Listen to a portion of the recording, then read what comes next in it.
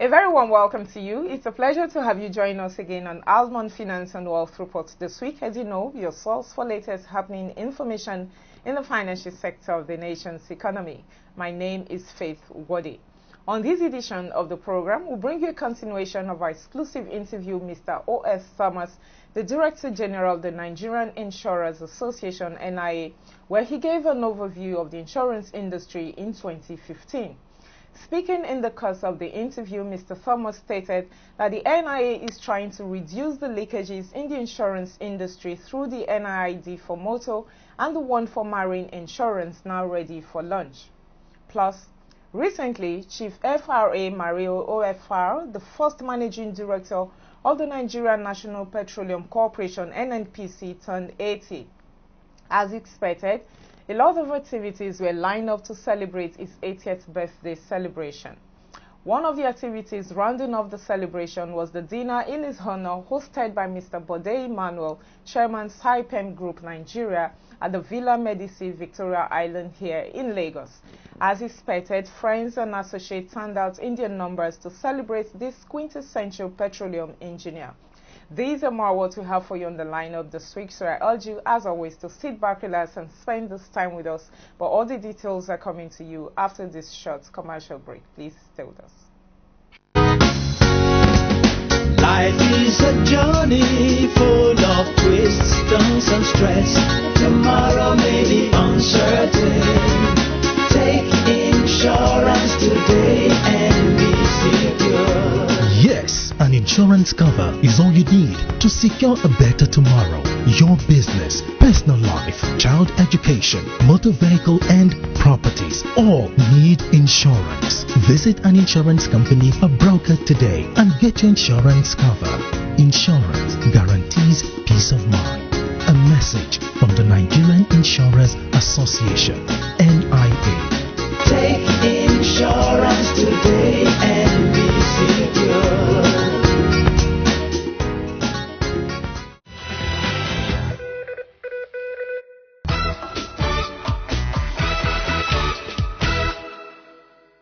Okay, DJ, I'm still going to stay with the issue of charging appropriate premium for businesses. Yeah. Now, for every rule, as we know, there's always an exception. Sure. What is the association doing to maybe sanction or erring members who do not charge appropriate rates? You see, there's nothing that works like peer review. And you know the nature of insurance is risk sharing. If you are known after the minimum has been established, if your company is known not to be charging, it can be alienated. That works much more than any penalty that can be imposed. No company can afford being alienated by member companies.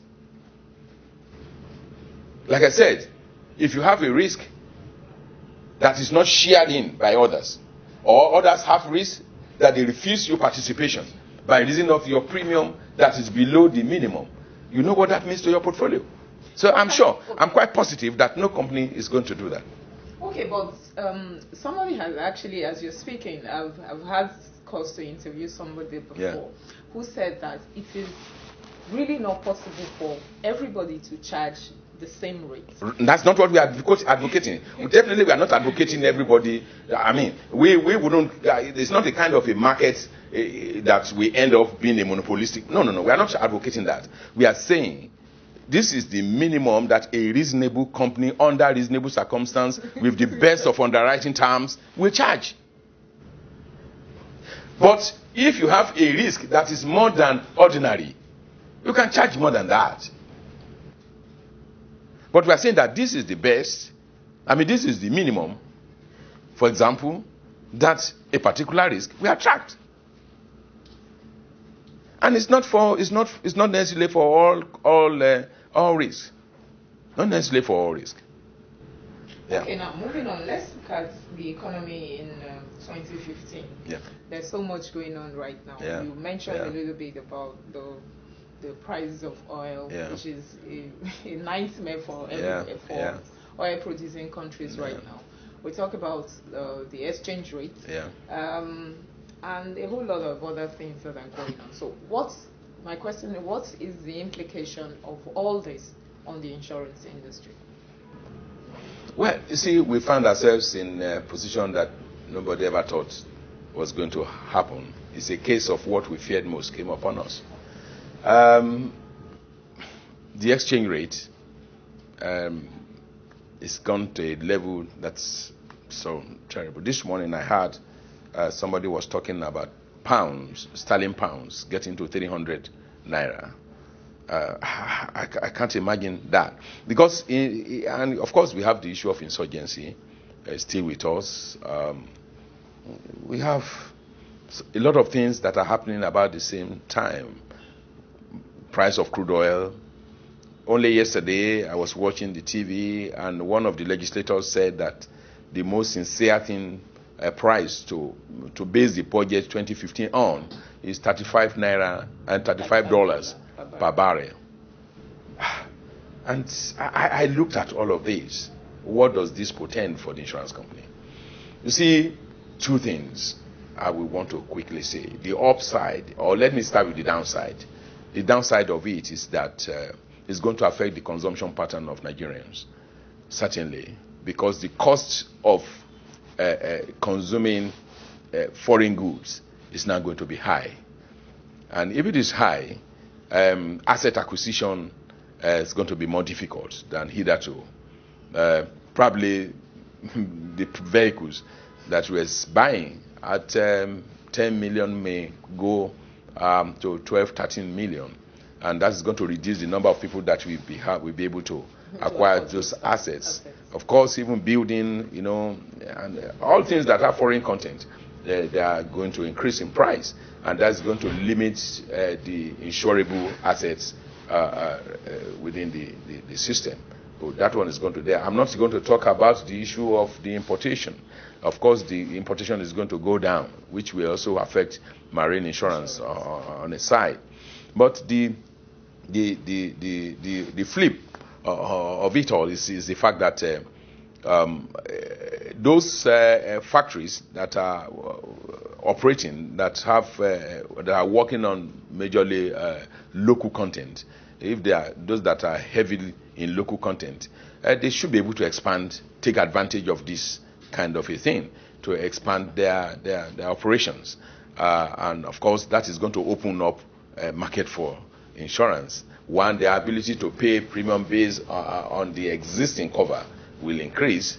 Then, of course, when they expand, then of course they are also enlarging the cover need of the factories. These are some of the issues. But we are in a hard time as a nation. And what this one is, the lesson that I think we will be taking from this is the fact that we must learn to manage what we have, what we already have. We must learn how to manage them. And the best way to manage them, or one of the best ways to manage them, is to get insurance where we don't have one before.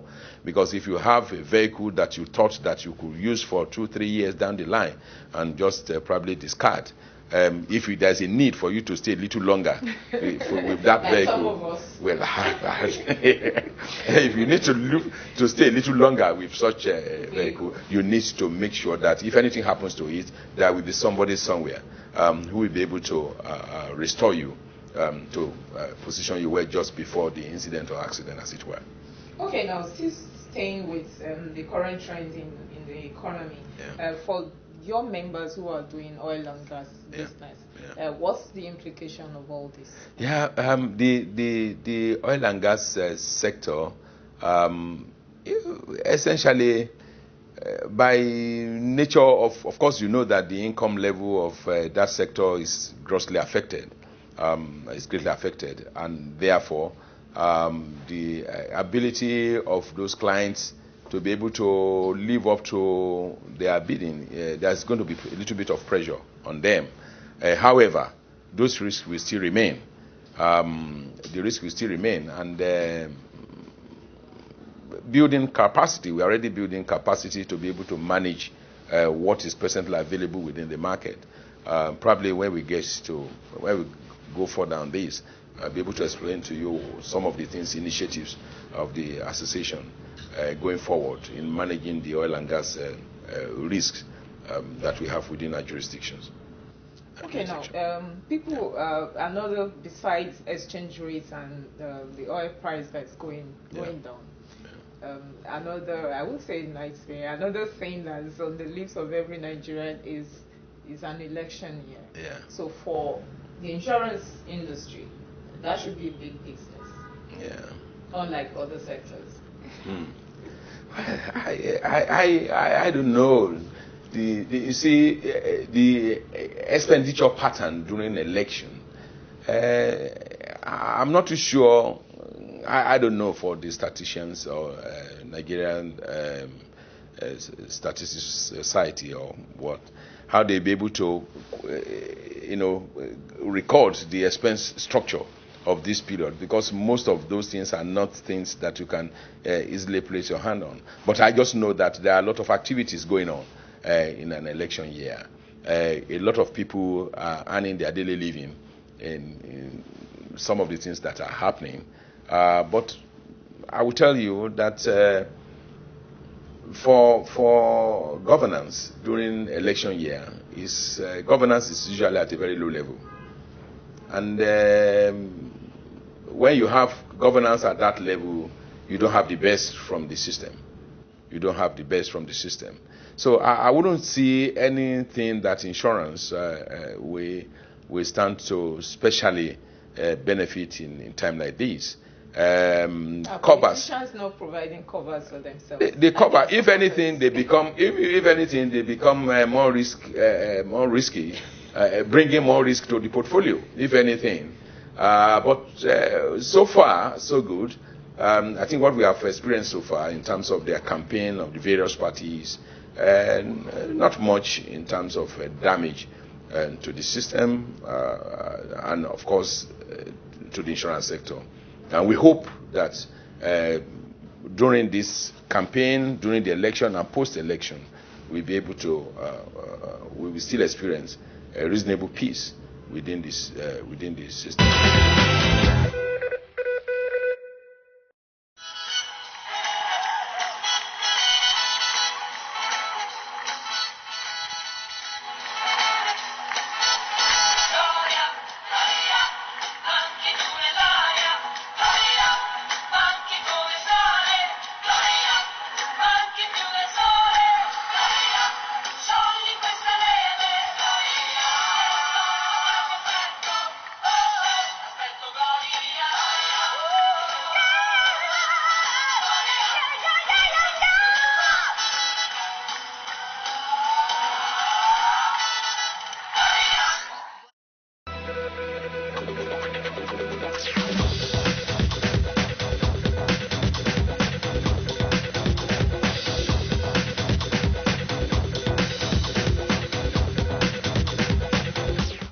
Chief Festus Remilekun Ayodele Marion, OFR, is the pioneer and unprecedented two-time managing director of the Nigerian National Petroleum Corporation, NNPC, from 1977 to 1980, and then 1984 to 1985. Chief Marion, a thoroughbred petroleum engineer, recently turned 80. As expected, series of activities were lined up to mark his birthday. The last of the activities to round off the 80th birthday celebrations was the dinner in his honor, hosted by Mr. Bode Emmanuel, Chairman, Saipem Group, Nigeria, at the Villa Medici, Victoria Island, under the chairmanship of Mr. Akintola Williams. In attendance were close friends and associates of the Marios. Welcoming guests to the dinner, the chief host, Mr. Emmanuel, said that Chief Marion left an indelible mark in the oil industry in Nigeria. I'm proud to say, being in Agosha, despite the fact that he was born in Djibouti, and being also one of the products of the Brazilian returnees, that This is a man that has made a mark in the oil industry. In fact, he is more than a pioneer. Because when you go through his life history, you see that it must have been something that has been ingrained in him at the time that he was born. When he was in college, he was so distinguished. In fact, at the time that he left the college, when I say the college, please, there is only one decent college.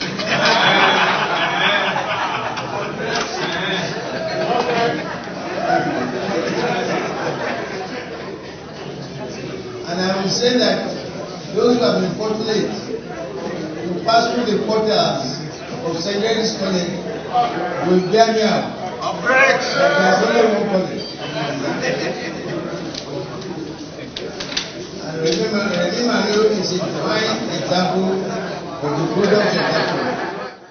Mr. Marion was at the vanguard of the oil industry's development and growth in Nigeria from its earliest dawn. He effectively focused the NNPC as an instrument for the achievement of government policies.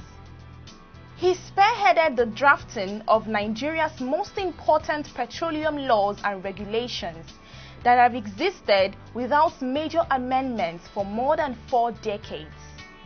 Leading the pack of goodwill messages were Engineer Funsho Kupolokum, former GMD NNPC, Mr. Peter Genders, Mr. Amos Adeyeye, Deputy Chairman and CEO, Hogg Robinson Nigeria Limited, Dr. Thomas John, also a former GMD NNPC, and others. Paying their tributes, Mr. Adeyeye and Dr. John described the celebrant as a man of transparent honesty. Most of the law being practiced in the oil industry now, not the PIP, were actually through the single-handed efforts of Chief Marino. And I'm not surprised that he is a tax master and is a generous tax master as well. When he gives you an assignment, he looks after your own welfare to make sure you are properly remunerated, to make sure that you get the best as he will want you. But you must be ready to work from 8 a.m. to 10 p.m. And that is why most of the people he brought up in the oil industry, they can compete anywhere. And on one occasion, we were just talking generally, and he told us his strategy when it came to the issue of Nigerianization, whereby Nigerians were to be encouraged and appointed into the oil industry, and we did it so well. When they talk of a man who is transparently honest, please think of Chief FEB.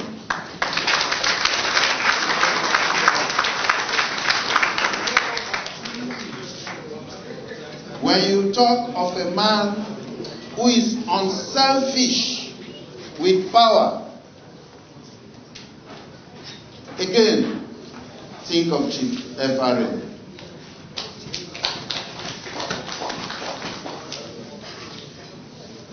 I do not know too many institutions where one leader affects the character of the organization as much as Chief FEB affected the character of NNPC. Mr. Mario, as the first managing director of the NNPC and the first Nigerian governor of the Organization of Petroleum Exporting Countries, OPEC, scored a lot of firsts. He managed the planning and construction of 3 refineries within a decade.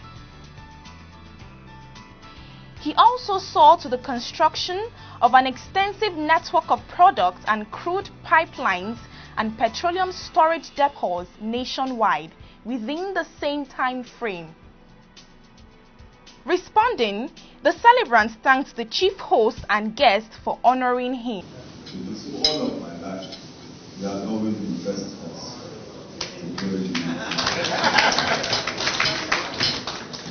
And the second thing that I think I want to mention, and this was also part of the bubbling brain, and it says, during the Catholic Church, saints are created, but after they have died. And usually you have people who collect themselves for the purpose of propagating the qualities or whatever it is that we consider to make you saint. And I was wondering to myself, I said, a lot of the things I read about in recent times, am I sure that I did all these things? Because some of them I can't even remember. And I said, well, it looks also as if the one way you get the dash out. And that, here it is, I'm already living the life of a saint, or getting the reputation of a saint, even without dying yet. So I thank you all for the love, because this is really this love. And it has been so overwhelming that I have decided to go and rest a bit, traveling out tomorrow. So see you when I return. Thank you very much.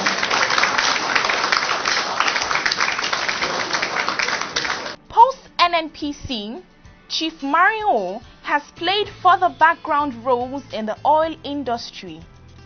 As he begins the next phase of his life, many can only pray for good health and strength for this quintessential man, Chief Festus Remilekun Ayodele Mario, the Esere of Uwie and the Aro Olofin of Ijebu Ife.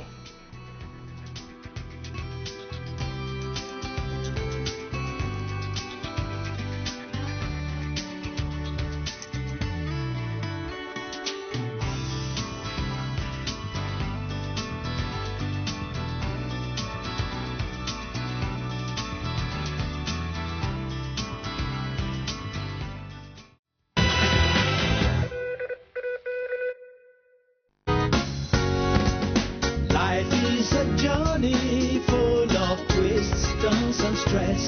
Tomorrow may be uncertain. Take insurance today and be secure.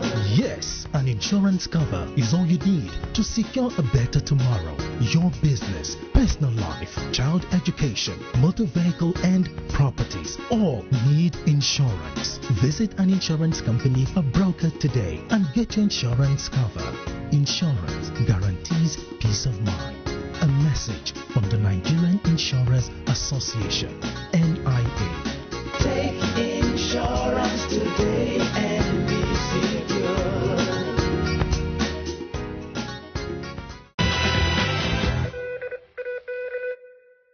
Alright, that's our time on this edition of the program. I do hope you thoroughly enjoyed it. Like I always say here, for comments, questions, observations, do feel free to get in touch with us on 01-776-3981 or 080-333-57879. Or better still, send us an email, almond4xx@yahoo.com or almondproduction@gmail.com. You can also visit us on our website, www.almondreports.com. Like us on our Facebook page, Almond Finance and Wealth Reports, and view past episodes of this program on our YouTube channel, Almond Reports TV. Join us every Wednesday by 9:45 a.m. live if you can on Nigeria FM 102.7 for our Pidgin English program called Waiting Insurance They Do Save. My name is Faith Ugwade. Until same time, same station next week, I will come your way with a fresh package of this program from all of us here. It's goodbye.